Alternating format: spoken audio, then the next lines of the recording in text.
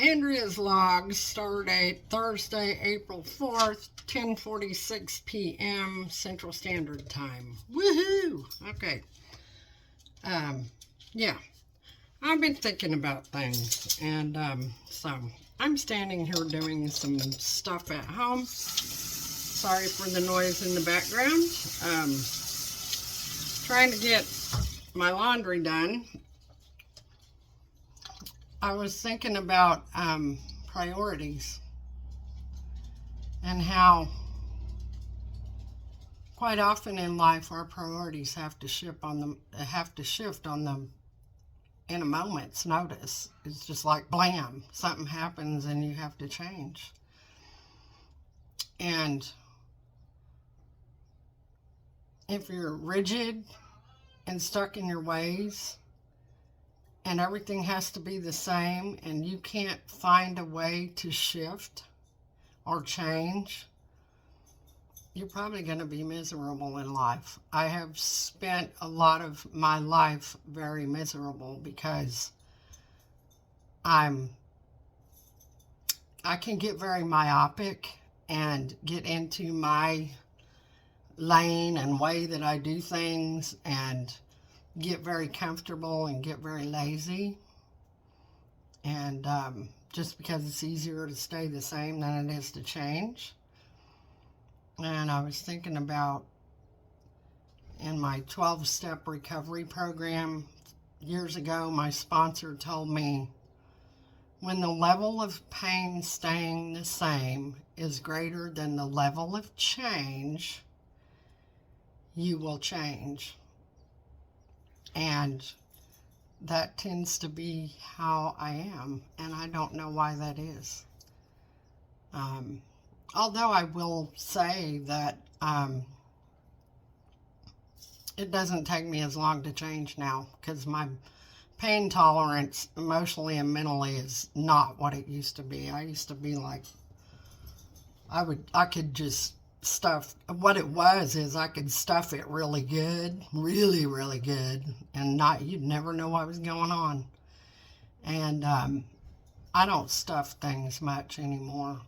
They ooze out my pores anyways, so I might as well just be real. And I don't know why I'm thinking that, but that's what I'm thinking. Probably because my whole life's been upside down lately. It's been crazy. This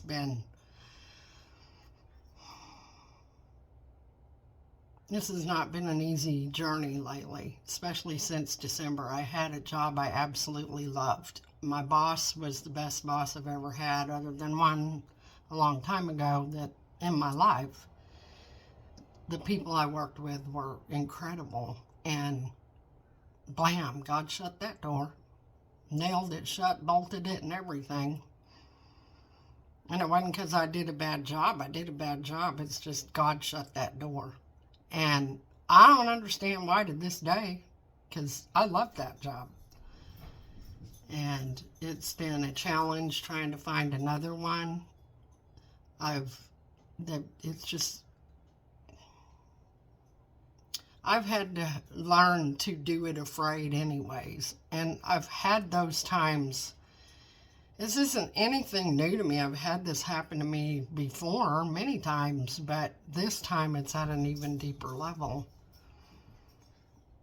And even in the middle of it, Andre had some health issues, and he ended up in the hospital and has had 2 surgeries. And Tuesday, when I got a call from the surgeon, I was told that they didn't know if Andre would ever be able to walk again.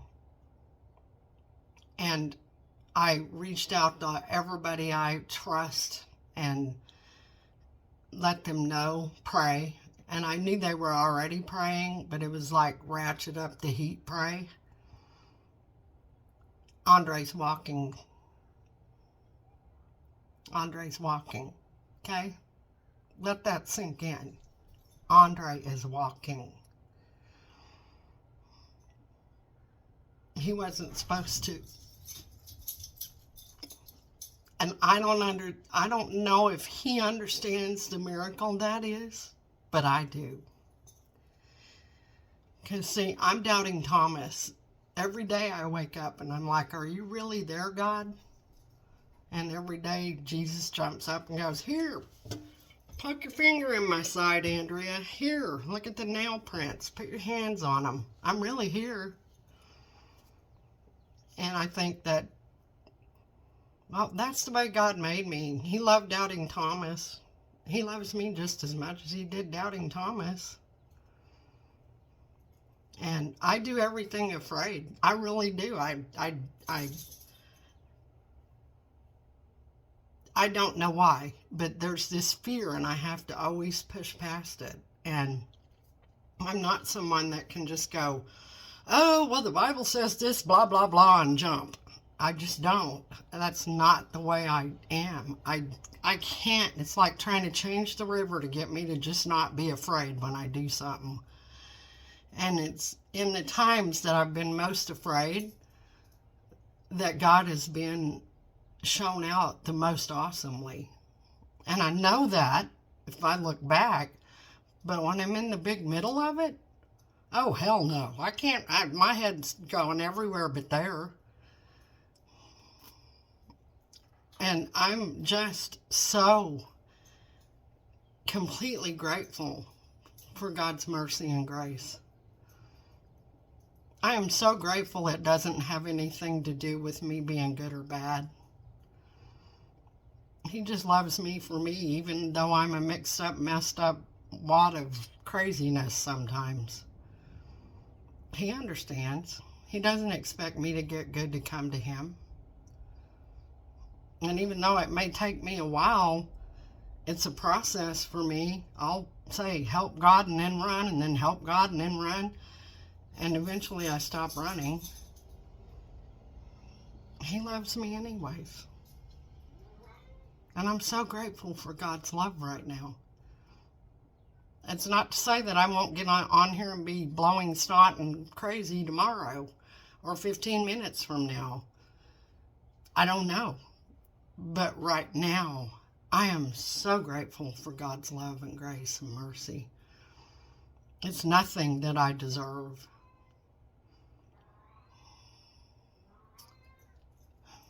And since my dad died, I'm always thinking about what I can leave my children. And I started doing videos because I don't have any of my dad and I can't hear his voice. And I miss his voice so bad. I miss his laugh so bad. I miss his eyes. I miss his expressions. I know he's here, and I know his spirit's around me all the time. I miss him. I miss everything about him. So I do these stupid little videos because someday when I'm gone, I want my kids to find them.